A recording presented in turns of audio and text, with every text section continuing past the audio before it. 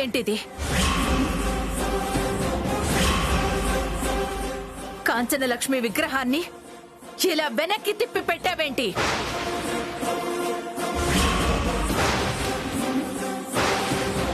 అలా పెడితే దరిద్రం కదా. ఆ లక్ష్మితో ఇల్లంతా నిండిపోతుంది కదా. జ్యేష్ఠాదేవి ఇంట్లో తాండవం చేస్తుంది కదా. ఎందుకు చేసావు ఈ పని? ఎందుకు చేసావు?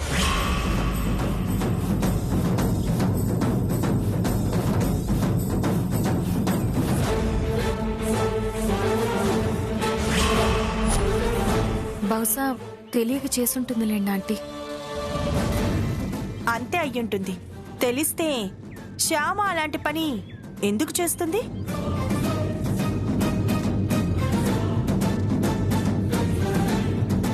తెలియకపోతే మీ అత్తగారిని అడగాలి గాని తన ఇష్టం వచ్చినట్టు చేయకూడదు కదా ఐశ్వర్య. అవునవును, కాంచనలక్ష్మి పూజ గురించి తెలియనప్పుడు అత్తయ్య గారిని అడిగితే అంతా వివరంగా చెప్పేవారు కదా. చెప్పాను, అంతా వివరంగా చెప్పాను.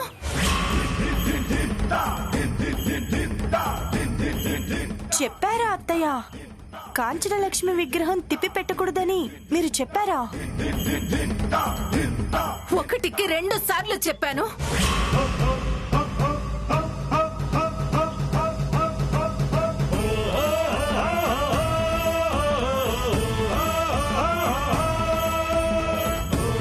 చెప్పాక కూడా తను ఇలా చేసిందంటే అర్థమేంటి?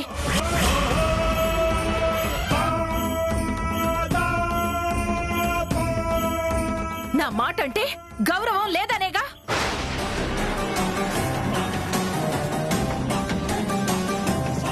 నా నమ్మకాల మీద గౌరవం లేదనే కదా.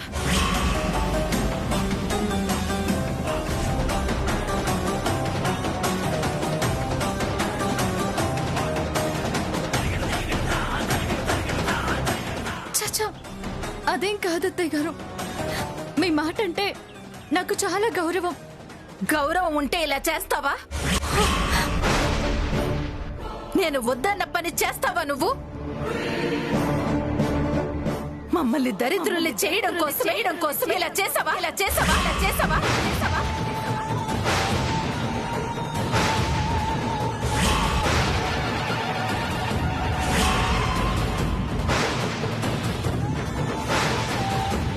ఏంటి శ్యామ ఇది? నువ్విలా చేయడం ఏంటి?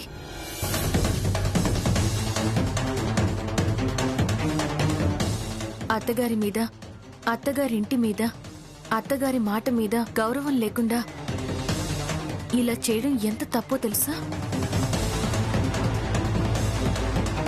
తెలియక తప్పు చేస్తే పర్వాలేదు కానీ మీ అత్తగారు చెప్పిన తర్వాత కూడా నువ్వు ఈ తప్పు చేశావంటే నిన్నేమన్నాలో నాకు అర్థం కావడం లేదు.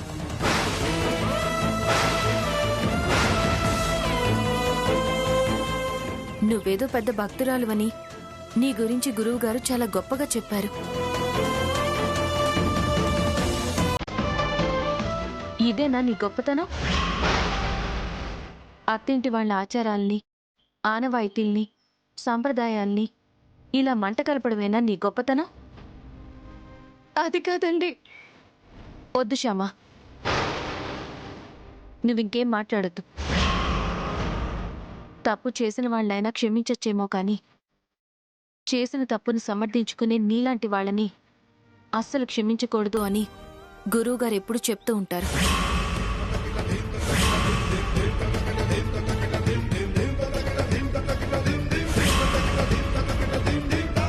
నువ్వు చేసిన ఈ తప్పుని నేనే కాదు, ప్రపంచంలో ఎవ్వరూ క్షమించరు.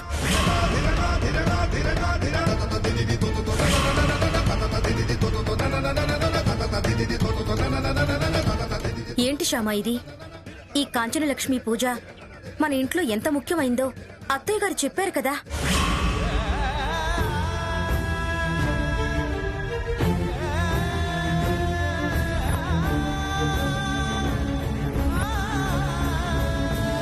ఈ కాంచనలక్ష్మి విగ్రహం మన ఇంటికి వచ్చాకే మన వ్యాపారం వృద్ధి చెందింది అని చెప్పారు కదా నీకు.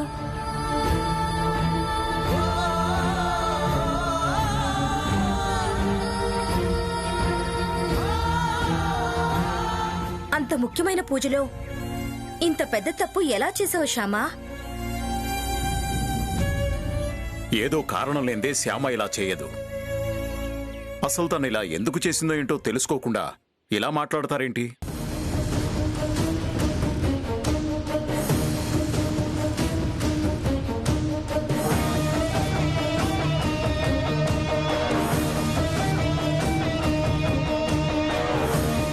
అమ్మా శ్యామ, చెప్పమ్మా, ఎందుకిలా చేశావు? చెప్పమ్మా, పర్వాలేదు చెప్పు.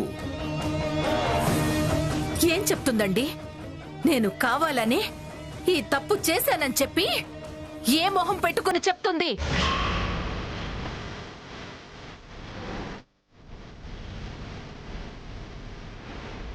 చదివేస్తే ఉన్నమతి పోయింది అంటారు. ఇప్పుడు తను చదువుకోవడం మొదలు పెట్టింది కదా. తెలివితేటలతో పాటు అతి తెలివితేటలు కూడా పెరిగాయేమో. చదువుకుంటున్నదాన్నని చెప్పి కొమ్ములొచ్చి నేను అత్తగారి మాట వినేదేంటిలే అనుకుంటుందేమో. అందుకే నేను చెప్పినట్టు చేయలేదేమో. మమ్మీ, శ్యామ అలా అనుకునే మనిషి కాదు మమ్మీ. అలా అనుకోకపోతే ఇలా ఎందుకు చేసింది బావగారు? అత్తయ్య గారు చెప్పాక కూడా ఇలా ఎందుకు చేసింది? నాకు అర్థమైంది. తను ఎందుకు ఇలా చేసిందో నాకు బాగా అర్థమైంది. జ్యేష్ఠాదేవి జ్యేష్ఠ పుత్రికైన ఈవిడ గారు మన ఇంట్లో కోడలిగా కాలు పెట్టింది.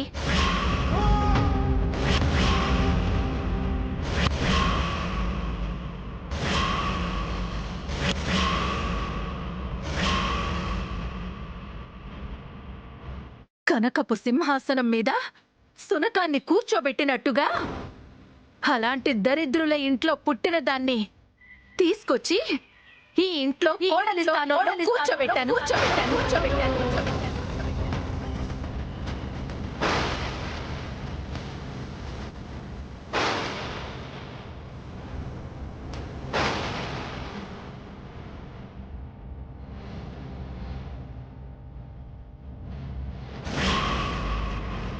అర్ధంతరంగా రాజభోగాలు అనుభవించే అదృష్టం పట్టేసరికి ఈ అదృష్టం తన తల్లిదండ్రులకు కూడా పట్టించాలి అనుకునుంటుంది.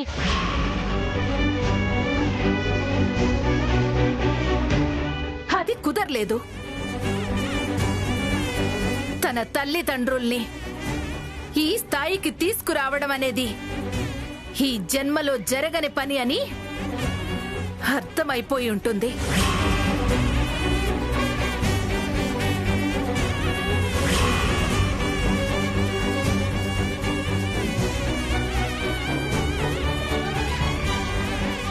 అందుకని మనల్ని వాళ్ళ స్థాయికి దిగజార్చాలి అని అనుకునుంటుంది.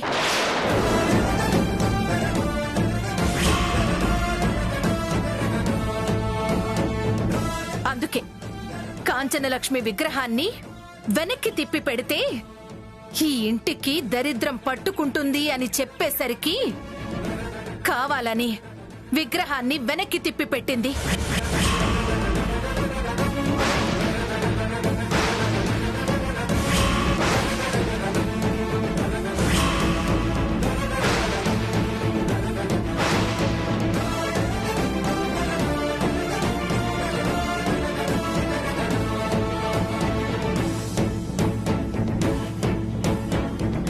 కావాలని మనల్ని దరిద్రుల్ని చేయాలని చూసింది.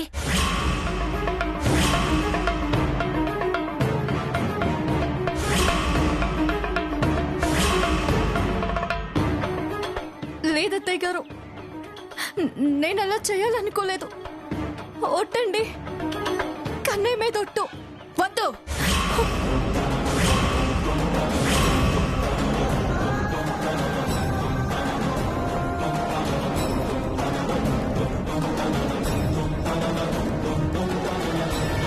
ఇంక నువ్వేం చెప్పొద్దు.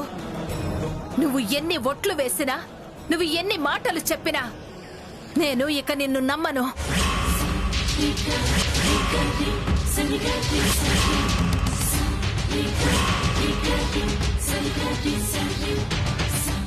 నువ్వు మా నాశనం కోరుకునే మమ్మల్ని దరిద్రుల్ని చెయ్యాలనే ఆ విగ్రహాన్ని వెనక్కి తిప్పి పెట్టావు.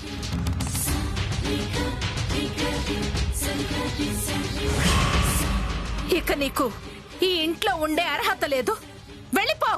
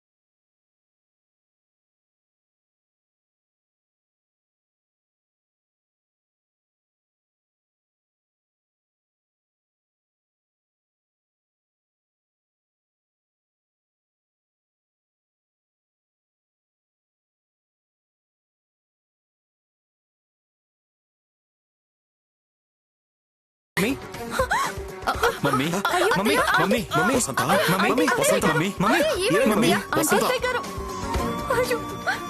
మమ్మీ మమ్మీ మమ్మీ ఏమైంది మమ్మీ వసంత, వసంత, మమ్మీ లే మమ్మీ. అత్తయ్య లేవండి అత్తయ్య. ఆంటీ మమ్మీ ఆంటీ మమ్మీ లే మమ్మీ మమ్మీ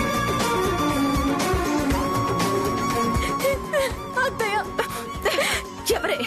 ఎవరే నీకు అత్తయ్య?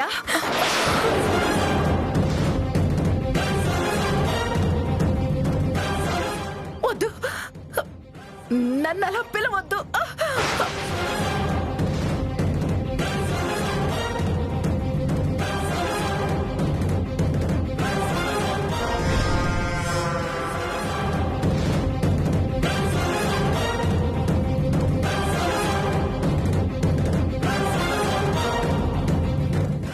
అమ్మలా చూసుకుంటున్న ఈ అత్తమ్మని అధపాతాళానికి తొక్కేయాలని చూస్తున్న నువ్వు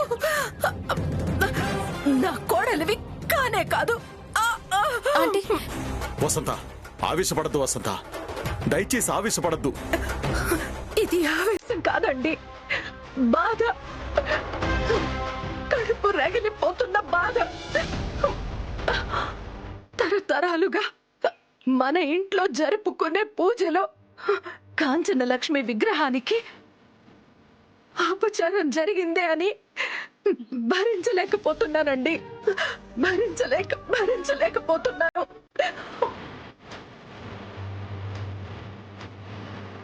మమ్మీ ప్లీజ్ మమ్మీ ఆవేశపడద్దు మమ్మీ. బీపీ పెరిగిపోతుంది మమ్మీ. మమ్మీ బీపీలో ఫ్లక్చుయేషన్స్ రాకూడదని డాక్టర్ గారు చెప్పారు కదా mummy. Please mummy control mummy, control mummy please.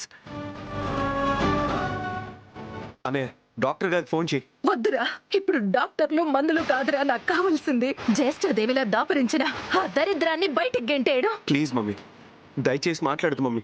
అలా ఆవేశంగా మాట్లాడదు mummy. Please mummy please. Okay okay, నేను మాట్లాడనురా, మాట్లాడను. నేను మాట్లాడకుండా ఉండాలంటే ఈ దరిద్రం ఇది నా కళ్ళ ముందు నుంచి వెళ్ళిపోవాలి.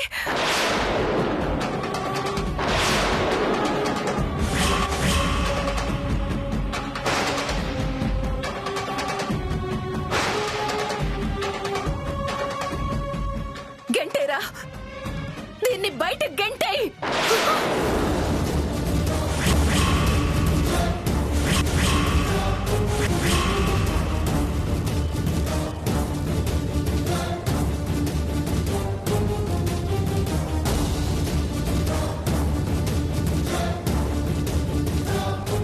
మన ఇంటికి పట్టిన దరిద్రాన్ని జుట్టు పట్టుకుని బయట గెంటేయ్. అత్తయ్య గారు చెప్తున్నారు కదా, ఆ పని చేయి.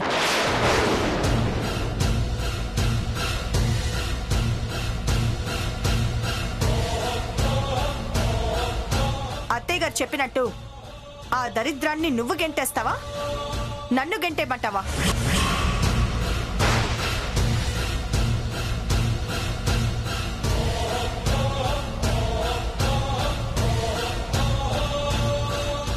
ఓకే, నేనే గెంటేస్తాను. నాకు అత్తగారి కంటే ఎవ్వరూ ముఖ్యం కాదు. ఎవ్వరూ ముఖ్యం కాదు. అత్తయ్య గారు ఆరోగ్యంగా ఉండటం కోసం అత్తయ్య గారు చెప్పింది చేయడం నా బాధ్యత అనుకుంటాను. అందుకని ఆ పని నేనే చేస్తాను. లే, పద. ఆగు! తప్పు చేస్తున్నావు ఐశ్వర్య, నువ్వు చాలా పెద్ద తప్పు చేస్తున్నావు.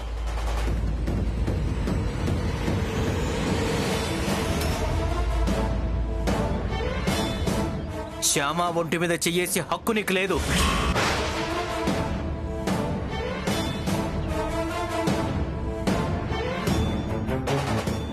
నువ్వెంతలో ఉండాలో అంతలో ఉంటే బాగుంటుంది.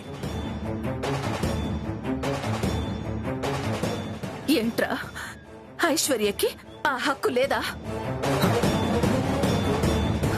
దాన్ని బయట గెంటేసే హక్కు ఐశ్వర్యకి లేదా? నాకుందిగా, అత్తగారిగా నాకుంది కదా. అయితే నేనే గెంటేస్తా దాన్ని. మమ్మీ,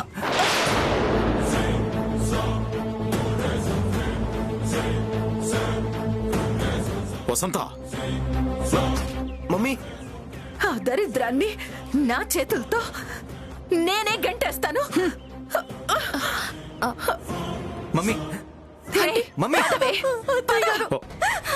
వెళ్ళవే. వసంత, బయటికి వెళ్ళు. వసంత, మమ్మీ, మమ్మీ, వసంత, వసంత, మమ్మీ మమ్మీ మమ్మీ.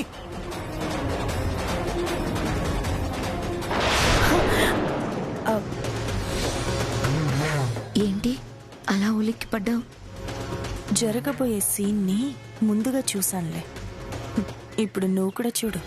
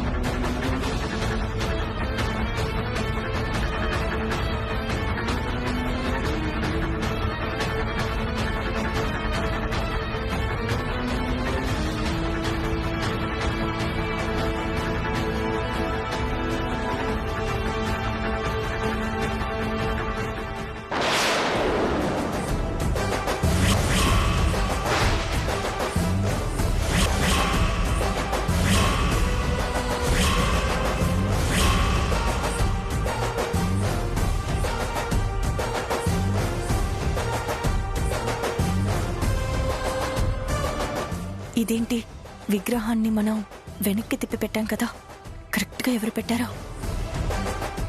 అదే నాకు అర్థం కావట్లేదు. అమ్మ శ్యామ, అత్తయ్య గారు, అమ్మవారికి హారతిచ్చి పల్లకిలో నుంచి దింపి పీఠం మీద పెట్టమ్మా. అలాగే అత్తయ్య గారు.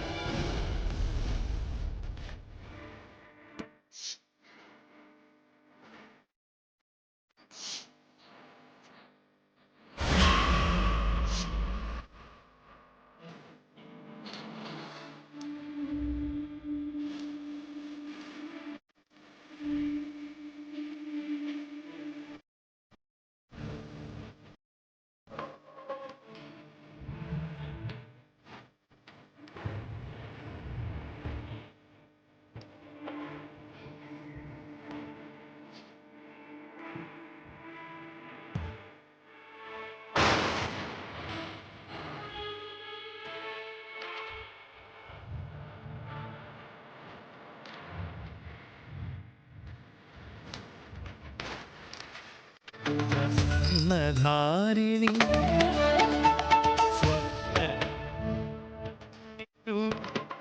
మా